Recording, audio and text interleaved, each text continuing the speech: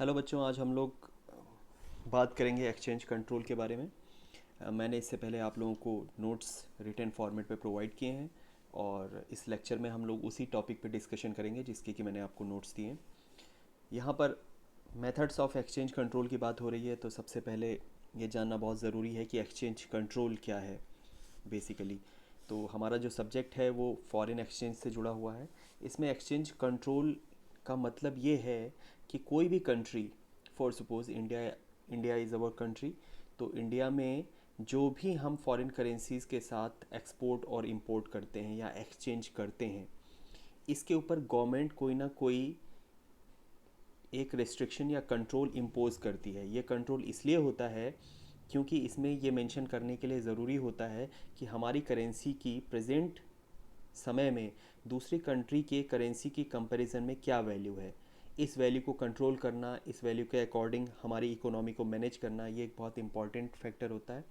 और इसलिए जो है हम लोग एक्सचेंज कंट्रोल को गवर्नमेंट की तरफ से जो रूल्स और रेगुलेशंस होते हैं और सुपरवाइजरी अथॉरिटी लाइक आरबीआई इसको लीड करती है, तो उसमें इसको प्रॉपर तरीके से मैनेज किया जाता है। अब बात आती है कि एक्सचेंज कंट्रोल क्यों किया जाता है। तो एक्सचेंज कंट्रोल इसलिए किया जाता है क्योंकि एक्सचेंज कंट्रोल के ज़रिए ही हमारे यहाँ पर करेंसी का इनफ्लो और आउटफ्लो जो होता है उसको बैलेंस करने में मदद मिलती है, जिससे कि हमारी इकोनॉमी बेहतर तरीके से डेवलप की जा सके। ये हर कंट्री का प्रोसीजर है जो कि एक फाइनेंशियल पैटर्न फॉलो करती है। और इवन ये जो इन्फॉर्मेशन है ये इंटरनेशनल मॉनेटरी फंड के द्वारा 14th आर्टिकल में मेंशन की गई है। अब हम लोग बात करते हैं कि मेथड्स ऑफ एक्सचेंज कंट्रोल क्या क्या हो सकते हैं। तो जैसा कि जानते हैं हम लोग, एक्सचेंज कंट्रोल एक जो है इंटरनेशनल ट्रेड और पेमेंट कंट्रोल करने का मेथड है। तो इसमें जो है हमारे पास बेसिकली दो तरीके के जो है मार्केट होते हैं, मेथड्स होते हैं जिनके ज़रिए हम कंट्रोल करते हैं। हम देखते हैं कि इसके फीचर्स जिनके ज़रिए कि हम इस प्रोसेस को कंटिन्यू करते हैं एक्सचेंज कंट्रोल की, इसमें क्या क्या इसके फीचर्स हैं। तो देखिए, ये एक it involves complete government control over foreign exchange market. इसका मतलब ये है कि सरकार की तरफ से पूरे तरीके से फॉरेन एक्सचेंज मार्केट के ऊपर कंट्रोल रखा जाता है। और ऐसा इसलिए किया जाता है क्योंकि फॉरेन एक्सचेंज मार्केट के ऊपर सरकार कंट्रोल रखती है। सरकार का मतलब हम आरबीआई की बात करते हैं। आरबीआई एक ऑल इन ऑल अथॉरिटी है, एक संस्था है जो कि लीड करती है फॉरेन एक्सचेंज मार्केट को हमारे देश में। तो गवर्नमेंट का पूरे तरीके से कंट्रोल रहता है इस फॉरेन एक्सचेंज मार्केट के ऊपर कि किस तरीके से करेंसी का इनफ्लो या आउटफ्लो होगा हमारे देश में, विदेशी मुद्रा का विनिमय होगा। तो ये ध्यान रखना बहुत ज़रूरी होता है। इसीलिए इसका एक खास फीचर ये है कि इसको गवर्नमेंट कंट्रोल करती है। दूसरी चीज़, all foreign currencies are required to be surrender to the central bank. यानी ये भी एक, जैसे कि हमारी अपनी करेंसी रुपया है, अगर हम रुपए को डॉलर के कंपैरिजन में एक्सचेंज वैल्यू में कंसीडर कर रहे हैं, या येन की तुलना, येन जापानी मुद्रा है, उससे कंपैरिजन कर रहे हैं, या युआन से हम कंपैरिजन कर रहे हैं, या किसी अन्य मुद्रा लाइक यूरो, पाउंड्स, या किसी भी अदर करेंसी के फॉर्मेट पे अगर हम इसको कंसीडर करते हैं, तो इसकी जो एक्सचेंज वैल्यू है वो सेंट्रल बैंक ही सुपरवाइज करती है। उसके रूल्स और रेगुलेशंस के अकॉर्डिंग ही इस करेंसी की वैल्यू को कंसीडर किया जाता है। थर्ड पॉइंट देखिए, central bank fixes the official exchange rate. Official exchange rate fix करने का मतलब ये है कि सेंट्रल बैंक ही ये फिक्स करता है कि रुपए के कंपैरिजन में, डॉलर की रुपए के कंपैरिजन में, यूरो की रुपए की कंपैरिजन में, येन की या अन्य करेंसी की क्या वैल्यू आती है। क्योंकि अगर ये वैल्यूज़ अप्स या डाउन्स में या किसी भी चेंजेस में जाती हैं तो वो आरबीआई के थ्रू ही गवर्न की जाती हैं। And next point is only specified banks are licensed to dealer can deal in foreign exchange। यानी केवल कुछ विशेष बैंकें हैं जिनको कि ये अधिकार मिला हुआ है कि वो इस फॉरेन एक्सचेंज डील में पार्टिसिपेट करें। हालांकि वर्तमान समय में जितने भी हमारे देश के नेशनलाइज्ड बैंक्स हैं उन सबको ये अधिकार एक तरीके से दे दिया गया है, कुछ बैंकों को छोड़कर। जैसे आपके रीजनल रूरल बैंक्स हो गए या कोऑपरेटिव बैंक्स हो गए, इनके अलावा बाकी जितने भी नेशनलाइज्ड बैंक्स हैं उन सबको ये अधिकार है कि वो इस तरीके से डील कर सकते हैं जिसमें कि फॉरेन करेंसी का इन्वॉल्वमेंट होता है। अब बात करते हैं मेथड्स ऑफ एक्सचेंज कंट्रोल की। मैंने आपको नोट्स जो प्रोवाइड किए थे उसमें दो मेथड बताए गए हैं। एक मेथड है direct method of exchange control, दूसरा है indirect method of exchange control. यहाँ पे हम केवल direct method of exchange control के बारे में बात करेंगे, क्योंकि जो प्रायर मेथड है वो डायरेक्ट मेथड है एक्सचेंज कंट्रोल का। हम इसमें ये जानने की कोशिश करेंगे कि डायरेक्ट मेथड किस तरीके से वर्क करता है। यहाँ पर एक चार्ट बना हुआ है, हम लोग इस चार्ट में देख सकते हैं एक मेथड है यूनिलेटरल मेथड, एक बायलेटरल मेथड। ये मेथड्स ऑफ एक्सचेंज कंट्रोल में डायरेक्ट के दो मेथड्स हैं, यूनिलेटरल और बायलेटरल मेथड्स। ज़रा इसको जूम करके चेक करते हैं। यूनिलेटरल मेथड्स में क्या क्या मेथड्स हैं, एक तरफ से देखते हैं और डिस्कस करते हैं। पहले आता है एक्सचेंज पेगिंग। आई होप कि आपको इसमें क्लियर हो रहा है, और इन केस की अगर आपको कोई कन्फ्यूज़न होता है तो आप कभी भी एक क्वेश्चन पूछ सकते हैं। यूनिलेटरल मेथड का मतलब होता है वो मेथड जिसमें कि केवल एक तरफा, एक देश की तरफ से पहल की जाती है। उसमें क्या प्रोसेस होता है, तो पहला है एक्सचेंज पेगिंग। पेगिंग का मतलब होता है लिमिटेड या एक लिमिट को डिसाइड कर देना, यानी करेंसी एक्सचेंज को लेकर के अगर हम कोई लिमिट डिसाइड कर देते हैं तो वो एक्सचेंज पेगिंग हो जाती है। अब एक्सचेंज पेगिंग के दौरान सबसे इंपॉर्टेंट चीज़ आती है कि मान लीजिए डॉलर की कंपैरिजन में हमारे रुपए की वैल्यू 60 है, और हमने ट्रेड करते समय फॉरेन करेंसी को एक्सचेंज करते समय आज ही वैल्यू फिक्स कर दी, मान लीजिए 60 रुपये, और भविष्य में इसकी वैल्यू 70 रुपये चली जाती है, तो हम जो बिज़नेस डील करेंगे वो 60 रुपये के अकॉर्डिंग करेंगे, क्योंकि हमने आज के समय में इसकी वैल्यू 60 रुपये पे फिक्स कर दी है या इसकी सीमा निर्धारित कर दी है। अच्छा, इसमें अलग अलग जो आस्पेक्ट्स आते हैं वो उनके बारे में हम लोगों ने क्लास में डिस्कस किया है, जिसमें मैंने आपको स्पॉट मार्केट, फ्यूचर मार्केट और स्वैप, करेंसी स्वैप के बारे में बताया हुआ है। और इस तरीके से और भी मैंने मेथड्स बताए हैं जिसमें कि हम करेंसीज़ की वैल्यू को प्रेजेंट में, पास्ट में और फ्यूचर में किस तरीके से डील करते हैं। ये पेगिंग उसी का एक हिस्सा है। दूसरा हम लोग बात करते हैं स्टैंड स्टिल एग्रीमेंट के बारे में। स्टैंड स्टिल एग्रीमेंट क्या होता है? एक्चुअली ये दो देशों के बीच होने वाला एक समझौता है, जिसमें दो देशों में से एक देश दूसरे देश का यदि ऋण नहीं चुका सकता है तो कुछ समय के लिए कुछ और समय मांगता है, और दूसरा देश उससे एक समझौता करता है। वो जो बीच में गैप या समय जो होता है, उस समझौते के लिए उस समय के लिए एक समझौता किया जाता है, जिसे स्टैंड स्टिल एग्रीमेंट कहा जाता है। अगला है कंपेंसेशन एग्रीमेंट। कंपेंसेशन एग्रीमेंट का मतलब ये होता है कि करेंसी वैल्यू एक्सचेंज करते समय अगर किसी किस्म का गैप आता है या कोई कमी आ जाती है, तो एक देश दूसरे देश को जो है कंपेंसेट करने के लिए कहता है, जिस कंपेंसेशन के जरिए कि वो उस ड्यूरेशन या टेन्योर की भरपाई कर देगा। मान लीजिए आपने मुझे 100 रुपये देने हैं और मैंने आपसे कहा 1 महीने में दे दीजिएगा, और आप 1 महीने में नहीं दे पाते हैं और कहते हैं 10 दिन मुझे और चाहिए, तो या तो हम स्टैंड स्टिल एग्रीमेंट करते हैं, या फिर आप मुझे उस 10 दिन का जो है कंपेंसेशन दे दीजिए, तो ये सेटलमेंट हो जाएगा। नेक्स्ट आता है पेमेंट एग्रीमेंट। पेमेंट एग्रीमेंट भी एक तरीके का सेटलमेंट ही है जो करेंसी एक्सचेंज के दौरान किया जाता है। अगला है फॉरेन एक्सचेंज रेशनिंग। देखिए, फॉरेन एक्सचेंज रेशनिंग जो टर्म है, ये बेसिकली आप इस तरीके से समझ सकते हैं कि जब कोई गवर्नमेंट, किसी देश की गवर्नमेंट अपनी इकोनॉमी को मैनेज करने के लिए इंपोर्ट के ऊपर रेस्ट्रिक्शन लगाती है। ऐसा इसलिए किया जाता है कि आप जानते हैं एक्सपोर्ट से ज़्यादा इंपोर्ट अगर हो जाएगा तो हमारा चेस्ट या हमारा खजाना नेगेटिव में चला जाएगा या उसमें अमाउंट कम हो जाएगा, क्योंकि हम चीज़ों को ख़रीदने के बदले में अपने देश में जमा की हुई फॉरेन करेंसी को ज़्यादा तेज़ी से बाहर निकालते हैं। तो यहाँ पर जो है देश की अथॉरिटी या आरबीआई जैसी या सेंट्रल बैंक जैसी संस्थाएं क्या करती हैं कि वो रेस्ट्रिक्शन कर देती हैं इंपोर्ट के ऊपर, और इस रेस्ट्रिक्शन की वजह से फॉरेन रिज़र्व को जो है सुरक्षित तरीके से बचाने की कोशिश की जाती है। तो ये जो है कंप्यूटेबल जनरल इक्विलिब्रियम प्रोसेस कहलाता है, और इसी को हम लोग जो है फॉरेन एक्सचेंज रेशनिंग कहते हैं। Next, blocking of foreign exchange.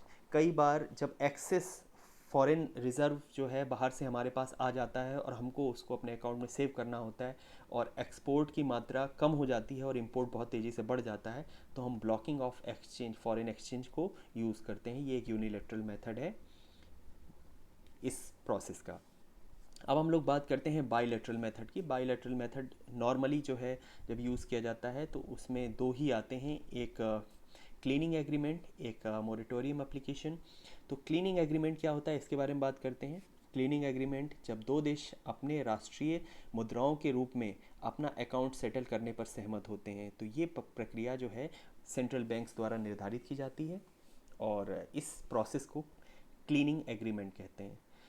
हम लोग मान लीजिए आपस में करेंसी एक्सचेंज करते हैं, अमेरिका एक कंट्री है, इंडिया एक कंट्री है, तो हम लोग जब अपने अकाउंट्स को सेटल करेंगे, अमेरिका अपनी करेंसी के फॉर्मेट पे यानी डॉलर के फॉर्म में, भारत अपनी करेंसी यानी रुपए के फॉर्मेट पे अगर करेंसी को स्टेबल करेगा, तो इस तरीके का एग्रीमेंट जो है क्लीनिंग एग्रीमेंट कहलाता है। और बायलैटरल मेथड इसलिए क्योंकि इसमें दोनों देश तो शामिल होते हैं, दोनों देशों का एग्रीमेंट होता है। मोरेटोरियम एप्लीकेशन की बात करते हैं, तो मोरेटोरियम एप्लीकेशन ये बताता है कि इस अवधि में कर्ज धारक को मासिक किस्त चुकाने की आवश्यकता नहीं है।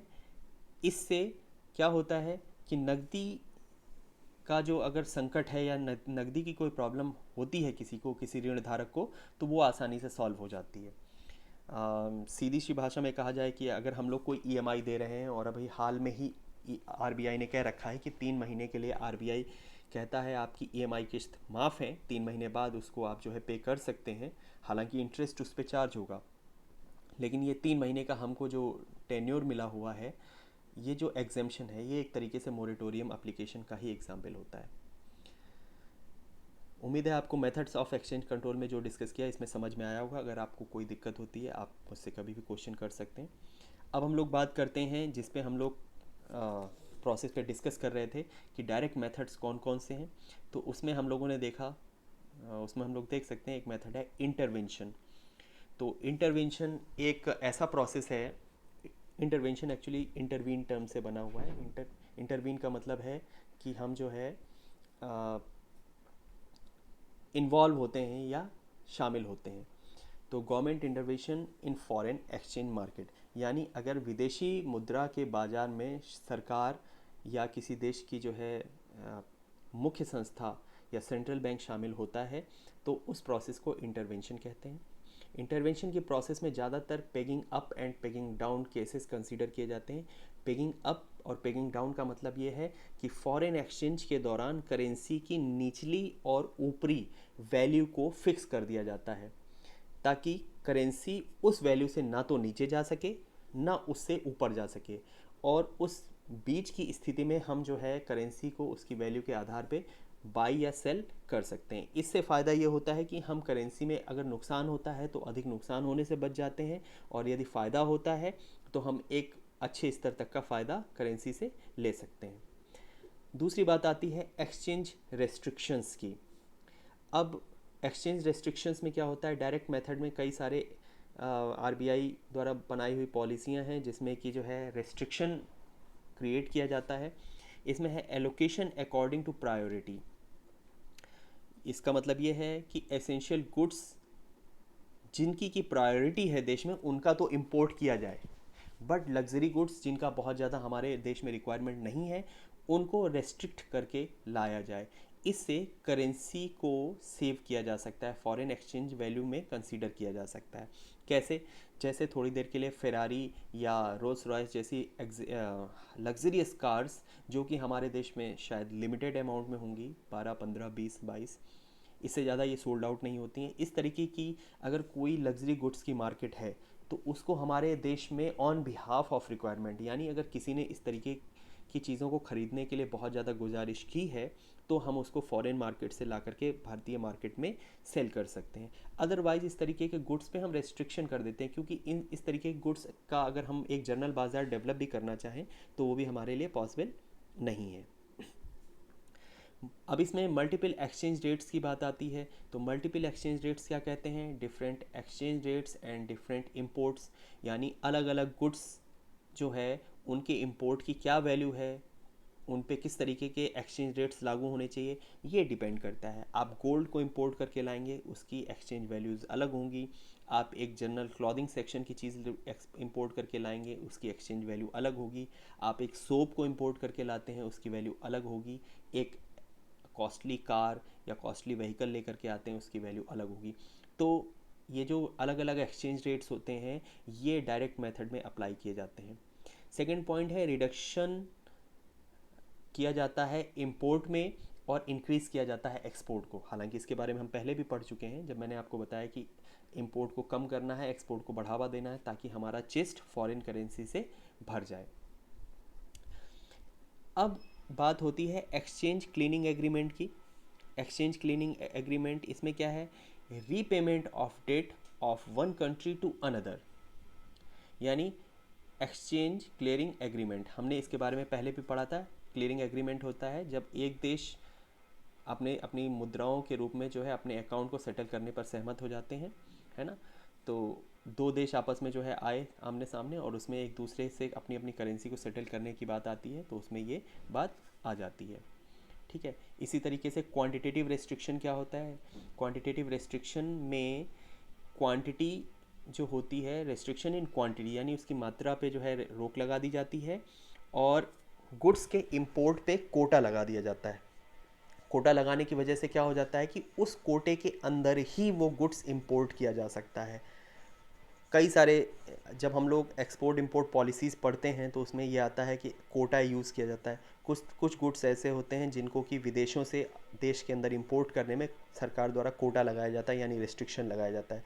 वो रेस्ट्रिक्शन इसलिए होता है क्योंकि उस तरीके के गुड्स की सेम मार्केट भारत में भी मौजूद है, सेम मार्केट विदेश में भी मौजूद है, और भारत के कंपैरिजन में विदेशी प्रोडक्ट बहुत कम कॉस्ट पे बन रहा होता है, और यदि हम उसको ज़रूरत से ज़्यादा अपने देश में इंपोर्ट कर लेंगे तो हमारे कंट्री में जो वो प्रोडक्ट बन रहा है उसकी वैल्यू कम हो जाती है।